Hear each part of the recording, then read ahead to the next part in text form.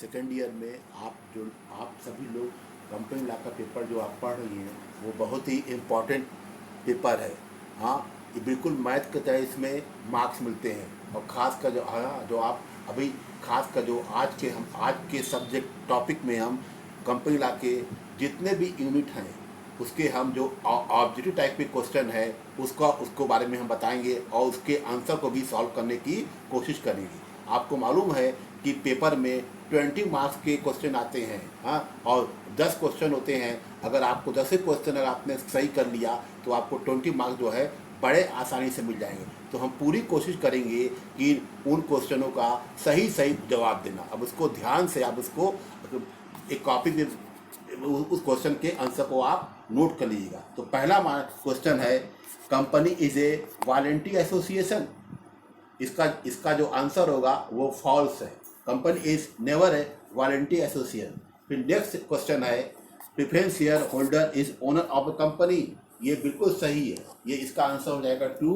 Preference share holder जो होते हैं वो कंपनी के ओनर होते हैं कुछ कंडीशन के साथ। फिर नेक्स्ट हमारा क्वेश्चन है, private company has transfer its shares. No, private company जो है वो अपना शेयर को कभी भी ट्रांसफ़र नहीं कर सकती है, लेकिन कुछ कंडीशन के साथ वो अपना शेयर को ट्रांसफ़र करती है, लेकिन जनरली इसका आंसर जो है वो नहीं में होता है। फिर नेक्स्ट हमारा क्वेश्चन है कि share and stock has not difference.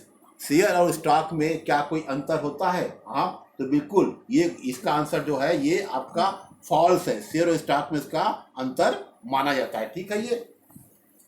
फिर नेक्स्ट हमारा क्वेश्चन है, methods of voting has 5 types. Voting देने के कुल 5 तरीके होते हैं। वो कौन कौन से तरीके होते हैं इसको आप समझ लीजिए। पहला जो तरीका है voting method of the voting के, वो फर्स्ट है वोटिंग बाय वॉइस, सेकंड है वोटिंग बाय डिवीजन, थर्ड है voting by show of hands, next है वोटिंग बाय बैलेट्स, फिर नेक्स्ट है वोटिंग बाय पोल। इस प्रकार जो वोट देने के तरीके कुल 5 होते हैं। फिर नेक्स्ट हमारा क्वेश्चन है कि there is no difference between winding up and dissolution of a company. Company के समापन और विघटन में कोई अंतर नहीं होता है। बिल्कुल अंतर होता है। इसका जवाब हुआ फॉल्स। फिर नेक्स्ट है, शेयर आर 5 टाइप। नहीं, शेयर के आपके 2 ही प्रकार होते हैं, ये सभी आप अच्छे से जानती है। फिर नेक्स्ट हमारा क्वेश्चन है, debenture holder are not owner of the company. ये ट्रू, ये बिल्कुल सही है। जो डिबेंचर होल्डर होते हैं वो कंपनी के ओनर नहीं माने जाते हैं। फिर नेक्स्ट क्वेश्चन है, private company does not issue prospectus. बिल्कुल सही, ये प्राइवेट कंपनी है वो प्रॉस्पेक्टस को इशू नहीं करती है। इसका आंसर ट्रू है। लेकिन कुछ कंडीशन अगर मान ली आर्टिकल्स ऑफ एसोसिएशन ये परमिट करता है तभी जाके जो है प्राइवेट कंपनी जो है उसका आंसर जो है वो जो प्रॉस्पेक्टस जो है वो इशू कर सकती है। लेकिन मेनली जो इसका जवाब होगा वो नो।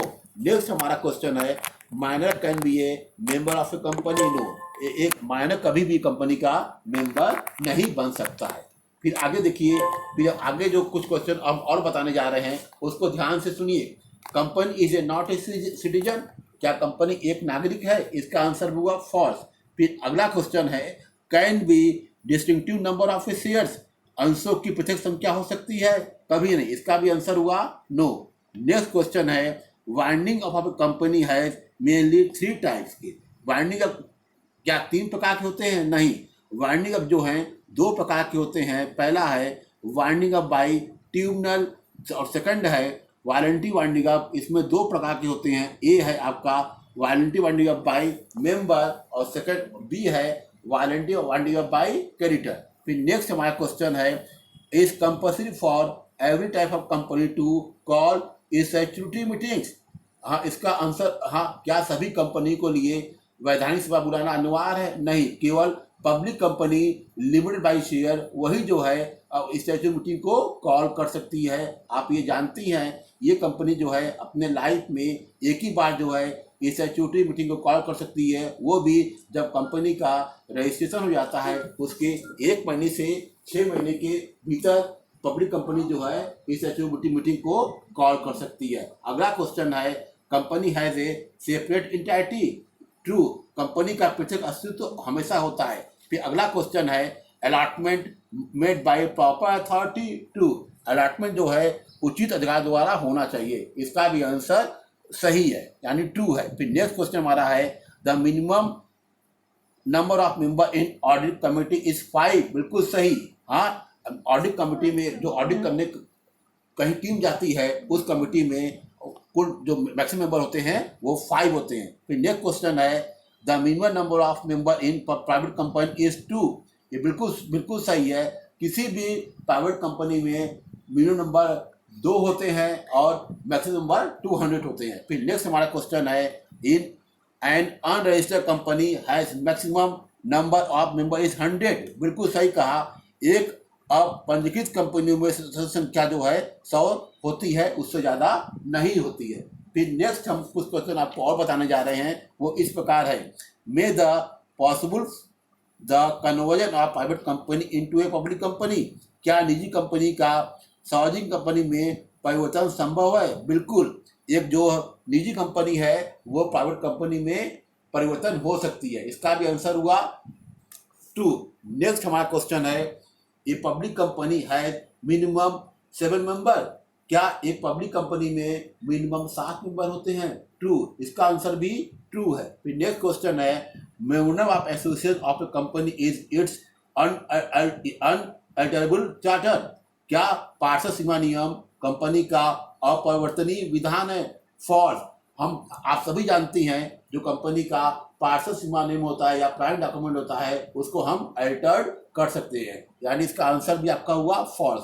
फिर नेक्स्ट क्वेश्चन है ये private company can issue A prospectus, क्या प्राइवेट कंपनी प्रॉस्पेक्टस इश्यू कर सकती है? नो, लेकिन कुछ कंडीशन में प्राइवेट कंपनी जो है अगर कंपनी का आर्टिकल्स ऑफ एसोसिएशन परमिट करता है तो प्राइवेट कंपनियां भी प्रॉस्पेक्टस इश्यू करती हैं, लेकिन जो जनरली इसका आंसर जो है इसका फॉल्स ही होता है। फिर नेक्स्ट क्वेश्चन है for transfer of share permission of tribunal is required, नहीं, ट्रांसफर ऑफ शेयर के मामले में नेशनल कंपनी लॉ ट्रिब्यूनल की परमिशन की आवश्यकता नहीं होती है। अगला क्वेश्चन है minor become a member of company, क्या माइनर कंपनी का मेंबर हो सकता है? नहीं, यानी नो। फिर नेक्स्ट है all the director of A public company can be permanent, क्या एक सामाजिक कंपनी के सभी निदेशक अस्थायी हो सकते हैं? नहीं, कभी भी पब्लिक कंपनी के सभी डायरेक्टर जो हैं कभी भी वो परमानेंट नहीं हो सकते हैं, क्योंकि उनका जो रिटायरमेंट होता है बाई